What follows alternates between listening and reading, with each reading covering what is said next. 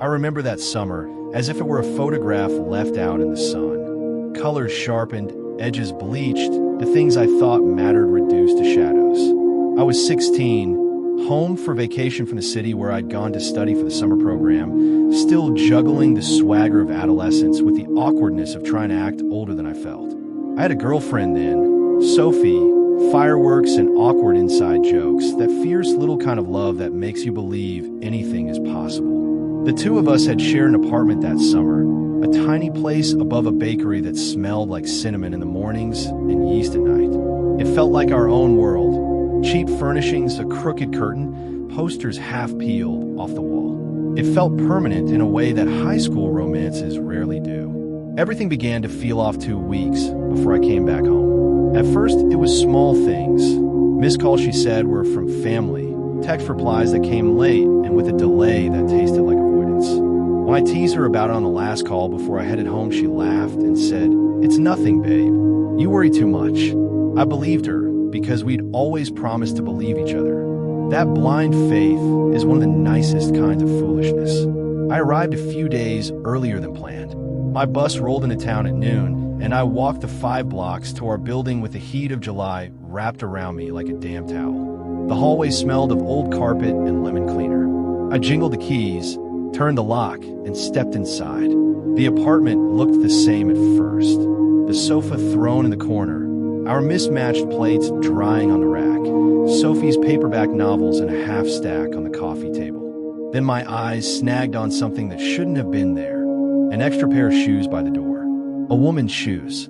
Not hers, not mine. My stomach tightened. I set my bag down slowly and moved through the rooms with that kind of silence you use when you don't want to wake a sleeping animal. Everything felt weirdly staged, like the air had been rearranged. When I eased the bedroom door open, the scene punched the air out of me. 2 girls asleep in our bed, wrapped in each other, hair tangled on a pillow. The blinds were drawn, so the room lived in a dim, soft shadow. The one sleeping nearest the window had a sketchbook on the nightstand, a half-finished charcoal portrait. The other had a bracelet around her ankle I had never seen before. Both of them looked peaceful. Neither of them was me.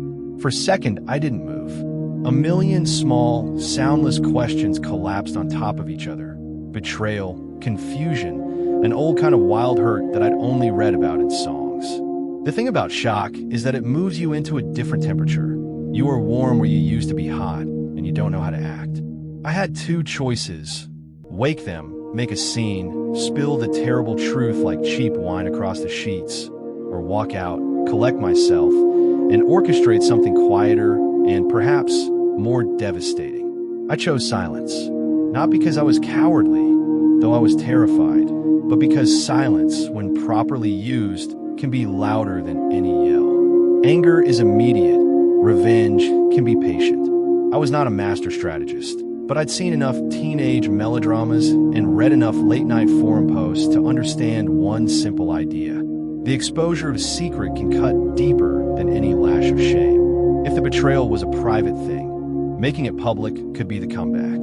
I moved through the apartment like someone retrieving evidence without wanting to disturb anything that would be used against me later. I collected the things that mattered to me.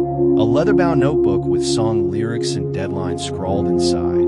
The cheap watch my dad had given me when I turned 15. The photograph of us from orientation week that I kept tucked in the back of my wallet. I grabbed everything small and personal that proved I had once been here and that I had invested more than she acknowledged. I left the laptop. I left the posters. I left the bowl she liked to keep on the coffee table for change. I wanted to take things that told my story. Before I left, I sat at the kitchen table and wrote a note. Not a long, furious letter. Not the kind of confession that spills insults like beans. Just a few lines in handwriting that usually turn corners into art. I wrote, "I saw you. I saw her. I'm done." I told the friends who asked why I disappeared. "Don't call." I purposely kept it short. I wanted the absence of words to be as loud as any accusation. Then I walked out. I put my bag over my shoulder, slid the door closed with the kind of care that meant no slamming, and left that tiny apartment the way I had left the bus station that morning, moving forward. The bakery's bell jingled as I passed, and the world continued as it always did. Outside, the sun swallowed the day whole. People waved from stoops. The neighborhood was mercilessly ordinary. It felt strange that such ordinariness could exist parallel to something that had just broken the shape of my life. The days that followed were a blur of action. I told a few mutual friends, not everything at first, just enough so that the rumors could unspool on their own. My voice in those conversations was neutral, almost bored. "She's not the one for me," I said once. "I left," I said twice. Teenagers leak secrets like broken pipes. Once you open the tap, people flood in with their versions and confirmations. The news traveled. Gossip worked like a slow burn. The truth seeped into kitchen conversations, into message threads, into the lunchroom at school. It didn't happen with theatrical thunderclaps. It happened in the quiet corridors where people said the same thing to each other, and the story took on its own momentum. She tried to contact me. Of course she did. Who wouldn't? She sent messages through friends, the kind of half apologies that smell like bargaining. "I didn't mean to hurt you. It's complicated." I let the work of our mutual friends act as a buffer. I had no interest in hearing the performative remorse of a teenager who had been discovered. For her, of course, there would be 1,000 reasons to explain away what had been obvious. For me, there was no need to untangle every knot in the fabric. The point of the small revenge I enacted was not to punish. It was to walk away with dignity and to make her feel the weight of what she had chosen. To live publicly with a secret in a small town that loves nothing more than to narrate the lives of the young. In those weeks, the narrative formed. He'd left, she'd been sleeping with a girl. He stormed out, whichever version someone wanted to believe. Small details emerged. The extra shoes, the petty excuses, the late-night outings. Friends who had once been neutral shifted imperceptibly to the edge of a line. And in moving away from the center, they made the gossip look less like betrayal and more like evidence. It felt childish at times. It felt perfect at others. The revenge, as I envisioned it, had two parts. The first was the immediate cut, leaving the apartment without a scene, the note on the table, the stories I told friends. That struck where it was meant to, in the private embarrassment, the feeling of exposure. The second part was longer and quieter, my life. I moved cities in a small, slow exodus. I found work that required me to show up, focus, and build something that was mine again. There was a part of me that refused to be defined by the drama. The real revenge, I realized, wasn't to make her suffer nonstop. It was to take back my time and my dignity, to prove that her choices couldn't take my future. People ask me, sometimes, if I regret the way I left. Did I miss an opportunity to talk, to salvage something, to understand why? Maybe. I am not without those human doubts. But I remember being in that room, watching the soft rise and fall of shoulders on the bed that I had thought were mine to hold. I remember how the silence there felt like a lie that had been living under our roof for months. Confrontation in that moment would have been messy and loud, and perhaps satisfying in a small way. It would have also left me entangled in a fight on her terms. Walking away allowed me to write the next chapter with a pen in my hand. There were consequences I didn't plan for. A few friendships frayed. Some of the people I told acted as if they were brave for confirming the obvious. Others looked astounded. Sympathy for me, awkwardness for them. She tried to call me, begged me through mutual friends, sent frantic messages that read like scenes from a play. It didn't mean anything. "You don't understand us. I'm sorry. Please come back." I never responded. Sometimes, in the middle of the night, I wondered whether I had made a mistake. Did I cope by disappearing? Was I avoiding the messy conversation I deserved? Mostly I realized I had chosen to protect myself from a relationship that was already finished. You can forgive. You can also choose not to return to the compound of your own hurt. A year later, I ran into her at a grocery store. She glanced at me, rounded her eyes, and her mouth moved in a shape I recognized well. An apology rehearsed too many times. She was different. There's a way that being known by a town forces a person to morph into a public costume. The newness of being seen pressed on her like a weight. I had the odd sensation of pity rather than triumph. Revenge, in whatever form we sought it, had done its job. It was no longer a burning thing inside me. What remained was a trace economy of calm. I nodded once and walked away.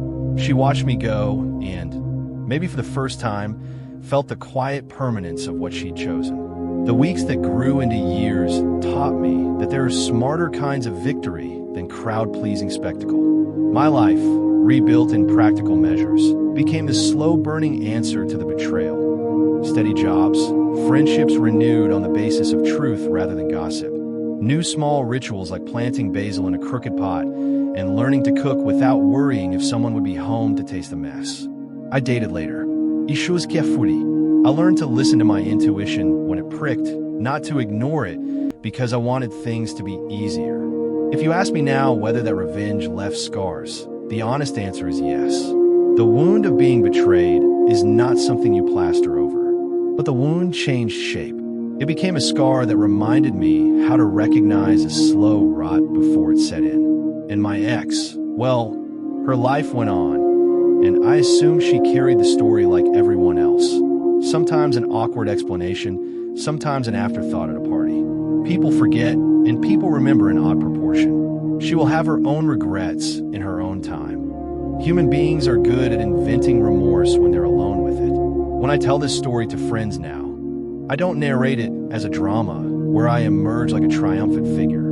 I tell it as a lesson in boundaries and dignity, in the curious power of silence, and in choosing the life you want when someone else's choices threaten to define you. There are 1,000 ways to get revenge, to shout, to shame, to cling. I chose a different way. I walked away, kept the best parts of myself, and let the rumor mill do the rest. That for a long time felt like the most satisfying, the wisest, and the most honest outcome I could imagine. In the end, the apartment above the bakery is gone. The posters are faded. The photograph from orientation week is tucked away in a drawer somewhere I seldom open. But on hot summer nights, when the city hums and someone else's laughter filters up from the street, I think back on that extra pair of shoes by the door, on the stillness of 2 sleeping people who were not mine to keep. I think about the small note on the kitchen table and the strange, clean sound of the door closing behind me. I think about how you can reclaim yourself, not with fireworks, but with the resolute calm of a life rebuilt. That is the revenge I have lived with, quieter, slower, and ultimately, I believe, truer. If you like this story, hit like, subscribe, and share. At Story Peaks, every story reminds you. Truth always finds its voice, and revenge never forgets.